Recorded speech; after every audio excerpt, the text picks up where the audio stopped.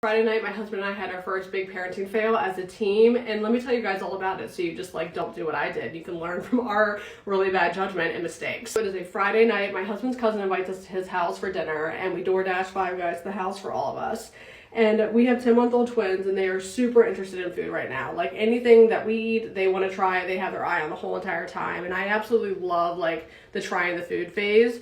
So we, against our better judgment, gave them French fries from Five Guys. We broke off little pieces of fries and gave them French fries from Five Guys. We weren't giving them whole fries, guys, like just little pieces of French fries. Fast forward to Wednesday. So on Wednesday, I took the twins to Chick-fil-A for the very first time, and they shared a grilled nugget meal, and I got them a fruit cup on the side because at first I was like, you know what, they don't need all this salt. I didn't even think that I could ask for like saltless fries, but I got them a fruit cup, and they absolutely love the nuggets and the fruit cup, and they had their eye on my fries the whole entire time. So I gave them little teeny tiny pieces of the French fries from Chick-fil-A, and they did just fine. Those of you asking, like, why would you give your 10-month-old French fries? Well, because I gave them to them at Chick-fil-A and they did perfectly fine, but the Five Guys, it was a whole different freaking story. We are just giving our twins little pieces of French fries from Five Guys. Everything's fine. They're absolutely loving them.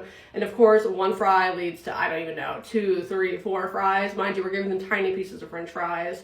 And, you know, they had probably more than they should have. At this point, I'm thinking back, like, damn, that was a lot of French fries. They're starting to get fussy because it's past their bedtime, and I tell my husband, you know what, it's time to go home. We gotta pack this up and leave. So we get in the car. Gio's having a full-on mental breakdown in the back of the car, and I'm like, once we start going, he's gonna calm down like he always does. And he screamed the whole 10 minutes home. We get home, both the twins have a bottle, and they just have this, like, increased level of absolute crazy. Like, they are so hyper and just, like, on a whole different level, and I'm like, this is nuts. Like, what's going on? It's Friday the 13th. Is it a full moon? Like, why are they so hyper? It's 9:30 at night and they're like nowhere close to going to sleep. Then everything turns from being like fun, happy, full of energy to screaming bloody freaking murder. And this is not a normal cry. They are screaming bloody freaking murder and pain, and the only thing that's calming them down is we're taking them outside on our deck for them to get fresh air. But like, mind you, it's like 40 degrees outside. Like, I could literally see my breath. Also, it's like 10 o'clock at night and we have 2 screaming kids outside on our deck, and I'm pretty sure somebody's gonna call the police on us. These kids were in so much freaking pain from these damn French fries. So we had to divide and conquer. My husband had Gio, I had Adrian,